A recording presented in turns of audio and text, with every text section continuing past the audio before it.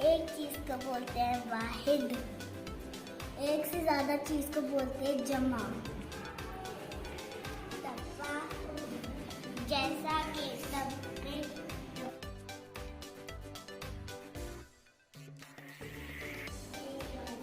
जैसा कि जूता, जूते।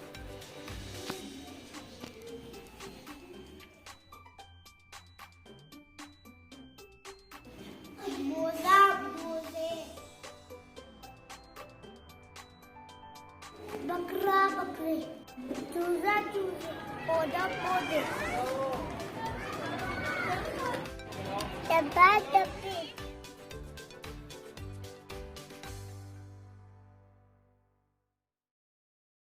बकरा जमा है बकरे। तो आज हमने सीखा है वाहिद जमा।